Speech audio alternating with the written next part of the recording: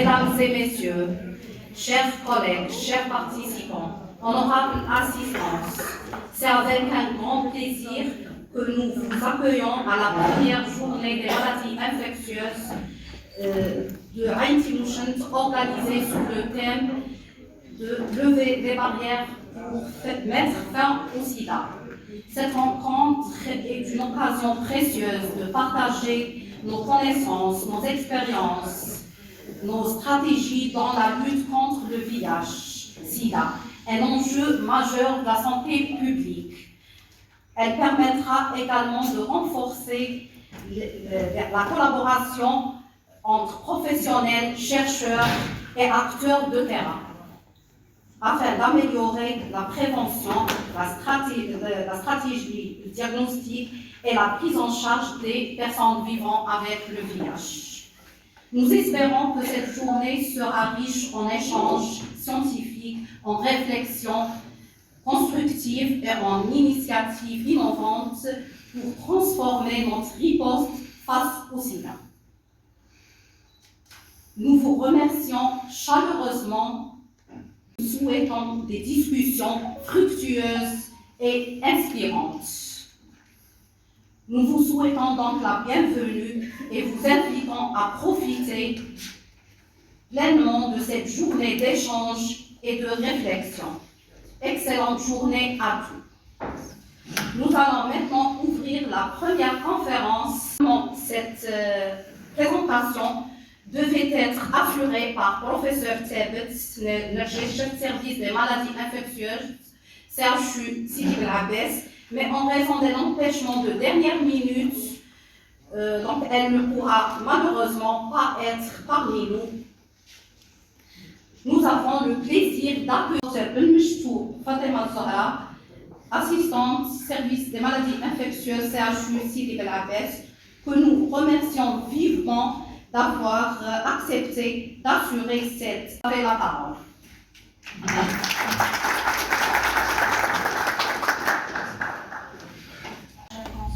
Honorable assistance, bonjour. C'est Dr Mchtou, maître assistant en maladies infectieuses, CHU Sidi Bel Abbès. Je vais vous présenter ma communication intitulée Comprendre, traiter et prévenir le VIH. Donc, une communication qui aborde un sujet qui est toujours d'actualité, c'est le VIH. Donc, au cours de cette présentation, on va décrire le virus d'immunodéficience humaine et comprendre ses mécanismes d'action. Donc, on va parler des avancées de son traitement et des moyens de prévention efficaces afin de lutter contre la transmission et la propagation de la maladie. Depuis sa découverte, au cours des années, à la fin des années 80, donc le virus d'immunodéficience humaine ou bien l'infection à VIH reste l'un des défis, les plus grands défis en matière de santé publique à l'échelle mondiale. Pourquoi? Parce qu'il est responsable, ce virus est responsable de l'épidémie la plus meurtrière qu'a connue l'humanité. Donc il a causé plus de 44,1 millions de décès dans le monde, depuis sa découverte jusqu'à nos jours. Donc il a été responsable d'un véritable désastre humain, parce qu'il était responsable d'infection de plusieurs personnes avec des décès, un nombre de décès important. Social, car il est responsable de la stigmatisation et la discrimination des personnes infectées. Et économique, donc c'est des dépenses, c'est d'énormes dépenses, donc que dépensent les pays là où il y a des personnes infectées. Donc, ce qu'il faut savoir, c'est qu'il n'y a pas de moyens pour guérir l'infection. Et cependant, donc, au cours de ces années, ou au fil des années, donc, il y a eu de remarquables succès thérapeutiques. Donc, ce qui concerne les données, bien la situation épidémiologique de la maladie dans le monde, donc 40,8 millions de personnes vivaient avec le VIH dans le monde. 1,3 million en 2024. 630 000 personnes sont mortes de maladies liées au VIH en 2024. 91,4 millions de personnes ont été contaminées par le VIH depuis le début de l'épidémie. 40,1 millions de personnes ont succombé à des maladies qui sont liées au VIH depuis le début de l'épidémie. Contre la maladie, donc l'objectif c'est de mettre fin à la maladie d'ici 2023. Comment? Donc en ciblant 3 objectifs qui sont les 3,95. Donc le premier 95 concerne le dépistage. Donc 95% des personnes infectées doivent être dépistées.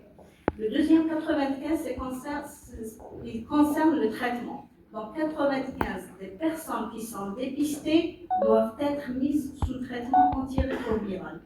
Et le troisième 95 est stable sous traitement. Donc parlons un petit peu de l'historique en bref. Donc en 1981, les premiers cas de VIH ont été déclarés aux États-Unis, plus précisément dans l'État de Californie. Donc il y a eu l'apparition d'une pneumonie rare qu'on appelle actuellement la pneumocystose pulmonaire et un type de cancer aussi rare qu'on appelle le sarcome de Kaposi. Donc ces deux pathologies qui sont rares, donc elles ont été déclarées chez des personnes jeunes et la partie veineuse et par la suite chez les hémophiles. Donc en 1983, donc, le VIH-1 a été isolé par des chercheurs français au niveau de l'Institut Pasteur de Paris. En 1986, il y a eu l'isolement du VIH-2 et la transmission verticale, c'est-à-dire de la mère vers l'enfant, a été confirmée. En 1987, donc, le premier médicament contre le virus a été un effet indésirable. 1988, c'est la première journée mondiale de lutte contre le VIH. Donc, le 12 décembre 1988 célèbre la première journée universelle, donc première journée mondiale contre la lutte contre le VIH. En 1990, le ruban rouge donc, devient le symbole universel de solidarité avec les personnes infectées par le VIH. En 1996, il y a eu l'avènement de la trithérapie, donc c'est le traitement antirétroviral.